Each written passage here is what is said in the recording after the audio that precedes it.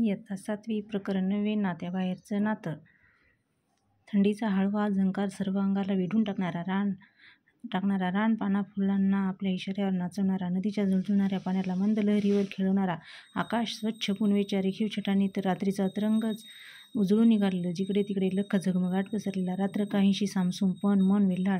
रात्र जसजशी आगेकूच करू लागली तशी थंडीची लाटही वाढलेली. सारी थरथरती लाट, मफलर, कानटोपी आणि स्वेटर बंदिस्त झालेली. अशा कडाडत्या थंडीतही गावगल्लीची वाट सरळ गावाबाहेर घेऊन गेलेली. तिथं 4-6 जणांचा घोळका, शेकोटी पेटून असलेला, शेकोटीभोवती मक्याच्या कणसाचा भुसा पडलेला, 4-2 गवऱ्याही त्याच्या बाजूला आपल्या अस्तित्वाची चाहूल देत असलेल्या, शुभ्र चांदण्याच्या प्रकाश किरणाचा त्याच्या चाललेल्या भेंड्यांना रंग चढलेला, माझही त्यांच्यातील सहभाग आनंदाची वृद्धी करणारा. शेकोटीपासून 10-15 पावलांच्या अंतरावर असलेलं एक कडुलिंबाचं झाड चांदण्याच्या लख्ख प्रकाशात अधिकच प्रसन्न दिसत होतं. वाऱ्यांच्या झोतात हलणारी त्याची डहाळी मन आकर्षित करणारी, सारं भावस्पंदनावर झंकार उठवणारा, अशा चित्तवेधक झाडांच्या बुंध्याशी नजर वळताच आश्चर्याचा धक्का बसून गेलेला. कसली वळवळ म्हणावी, कोण असावं? नकळत माझी पावलं बुंध्याच्या दिशेने वळली. सोबतीला मित्रही. सर्वांनाच उत्सुकता लागलेली. काय असावं बरं तिथं एवढ्या कडक थंडीत? पाहतो तर काय, एक लहानसं कुत्र्याचं पिल्लू, अंगाचं गाठोडं करून पडलेलं, समोरच्या दोन्ही पायात मान खुपसलेली. हुडहुडी रोखण्याचा त्याचा चाललेला प्रयत्न आम्हालाही सुन्न करून गेला. थंडीच्या ओलसरपणानं त्याच्या केसावर जणू कुणी पाणी शिंपडले की काय असा भास झालेला. इवलेशा जीवाला तशी थंडी असह्यच. रात्रीचा 10-10:30चा सुमार. गाव तसं शांतच. अशा शांत वातावरणात त्या इवलेशा पिल्लाची तीक्ष्ण नजर आमच्यावर खिळली. काय शोधत असावं ते पिल्लू आमच्यात? आधार तर मागत नसावं? अगदी आधारच. म्हणूनच तर त्याच्या नखशिखांत न्याहाळणं चाललेलं. आमच्याकडे वळलेली त्याची दृष्टी त्याच्या सगळ्या वेदनांना डोहात टाकणारी, अधूनमधून त्यांचं चाललेलं कण्ह विराम शांततेचा भंग करणारं. त्याच्याविषयी सगळ्यांच्या मनात कणव निर्माण झाली. त्यानं उठण्याचा प्रयत्न केला, पण पाय बधीर झालेले. त्या पिल्लाची धडपड पाहून माझी पावलं नकळत त्याच्या दिशेनं खेचली गेली. मला येताना पाहून त्याला एकदम हायसं वाटलं. आधार देण्यासाठी कुणीतरी धावून आल्याची त्याला जाणीव झाली. पाय उचलून त्यानं माझं स्वागत करण्याचा अयशस्वी प्रयत्न केला. माझ्या हाताचा त्याला स्पर्श होताच त्याच्या डोळ्यात लख्ख प्रकाश जाणवला. त्याला अतिशय सुखावल्यासारखं वाटलं का कशी, पण त्याच्याविषयी माझ्या मनात स्नेहभावना उमलली. त्यांचं अंग थरथरू लागलं. त्याची हुडहुडी रोखण्यासाठी मी माझ्या गळ्यातला मफलर त्याच्या अंगावर टाकला. मफलरमुळे काहीशी ऊब मिळाल्यानं त्याचा चेहरा अधिकच खुलला. हुडहुडी थांबली. लहानग्या गोंडस पिल्लाला हवा असलेला आधार मिळाला. त्याला अतिशय खुशी झाल्याचं जाणवलं. त्याच्या चोरट्या नजरेनं त्यानं मला पुन्हा निहाळलं. मलाही त्याच्याविषयी आपुलकी निर्माण झाली. त्याला कायमचा आधार मिळावा म्हणून मी त्याला थेट माझ्या घरी घेऊन आलो. घरात माझा प्रवेश होताच घरातली मंडळी एकदम बावरली. टाक ते पिल्लू खाली, टाक म्हणतो ना.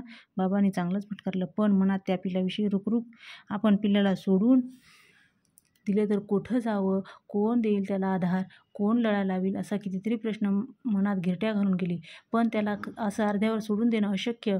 पुन्हा बाबांचा मुख्या शब्दांचा मार निमूटपणे सोसला. पिल्लू दिसायला कापसासारखं तेजस्वी, डोळे मऊ, कान लांबट, नाक, त्याला पाहताच प्रेम जडावं इतकं आकर्षक. त्याला हवा असलेला माझा आधार अगदी पक्का. म्हणून रात्रभर त्याला अंथरुणापाशी झोपवलं. माझ्या अंगावर ब्लँकेटच्या उभेमुळे त्याला थंडीपासून संरक्षण मिळालं. एक मित्र मिळाल्याचं समाधान त्याच्याही आणि माझ्याही चेहऱ्यावर झळकू लागलं. ध्यानीमनी नसताना जुळून आलेलं नातं अगदी सुखावून गेलं. त्याला आता प्रेमाची ऊब मिळाली. त्यामुळे त्याचं कण्हही थांबलं. शांत झोपही लागली. चिंब ओल्या स्वप्नांचा फुलोर दोघांच्याही स्वप्नात बहरून आला. सकाळच्या प्रसन्न हळदुल्या किरणांना साक्ष ठेवून त्याचं नामकरण सोहळा क्षणभरात आटोपला. त्याच्या दांडग्या शरीराला अनुरूप असं त्याचं नाव डांग्या नाव ठेवलं. मित्रमंडळींनाही त्याचं नाव आवडलं. आता तोही सगळ्यांचा खास मित्रच बनला. प्रत्येकाला त्याचा लळा लागला. त्याची दुरदूर चाल भवणारीच, त्याचे तेजस्वी डोळे अगदी बोलके, त्याच्या मनातील गोष्टीला जणू उजाळा देणारी, अंगावर पडणारी त्याची झेप उत्साह द्विगुणित करणारी. डांग्या लहानाचा मोठा होऊ लागला. वाढत्या वयासोबत त्याचा चेहरा अधिक प्रसन्न, शरीरयष्टी अधिक दणकट. त्याचं तर्रबांड शरीर येणाऱ्या जाणाऱ्याच्या नजरेला भुरळ घालणारं. दोन्ही डोळ्यांच्या खाली असलेलं पिवळसर पट्टे आणि मागच्या पायांच्या बोटावर असलेले लाल सोनेरी पट्टे सगळ्यांचं लक्ष आकर्षित करणारे. डांग्याचं ओट्यावर पाय पसरून बसणं, रस्त्यावरून ये जा करणाऱ्यांच्या डोळ्यांना मोहून टाकणारं. दूरवरून असलेली मित्रमंडळीची शीळ तर त्याची जणू पाठच झालेली. शिळेच्या रुखानं त्याचं दुड्डूनं लक्षवेधक साऱ्या गावाला भुरळ घातलेली त्याचं सोज्वळ रूप पाहून आईबाबांना सुद्धा त्याच्या नकळत लळा लागून गेला. डांग्यालाही त्यांच्याविषयी खूप जिव्हाळा. त्यांना जणू त्यांच्या थेट हृदयातच प्रवेश केला. त्याच्या नावाची कीर्ती सर्वदूर पसरली. प्रत्येकाच्या डोळ्यात त्याचं रूप नटलं. डांगे अतिशय प्रामाणिक. घरदारात शेतात सुद्धा त्याचा प्रामाणिकपणा जाणवलेला. शेतातील त्याची रखवाली अट्टल चोरांची दातखिळी बसवणारी. डांग्याच्या नुसत्या कर्तबगारीने भल्याभल्यांची बोबडी वळायची. पक्क्या हिमतीचा राखण्या मिळाला म्हणून त्याच्या नावानं मनात घर केलेलं ते कधीही विसरता येणार नाही. रात्रीची त्याची राखणदारी, उभार डोळे तेवत ठेवणारी त्याची भरदस्त छाती पाहून झाडावरील माकडांची अक्षरशः घाबरगुंडी उडायची. डांग्याचं नुसतं झाडाखाली बसून राहणंही माकडांच्या काळजात धस्स करणारं. एवढंच नव्हे तर त्याच्या भीतीनं खारुताईसुद्धा पळायची. डांग्या असेपर्यंत तिलाही उपवास. इतर प्राण्यांना सुद्धा भीती वाटायची. असंच त्याचं शरीर अगडबंब. कोण कशासाठी शेतात आला याचा अंदाज समोरच्या व्यक्तीच्या डोळ्यात त्याला सहज आलेला असायचा.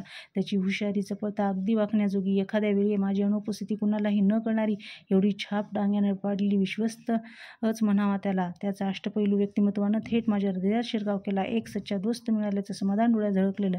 दूरवर घुमवलेली शीळ डांग्याच्या कानावर पडली की मागच्या दोन्ही पायावर उभा राहून माझ्या येण्याची चाहूल घ्यायचा. मान उंचावून ओळखीचं रूप निहाळायचा. कानांची उघडझाप करून पुन्हा दुसऱ्या शिळेचा कानोसा घ्यायचा. एखाद्या पाहुण्यांच्या स्वागतासाठी जसं आपण पुढे जाऊन अस्मित हास्य करतो तसाच तोही माझ्या स्वागतासाठी दुडदुडत यायचा.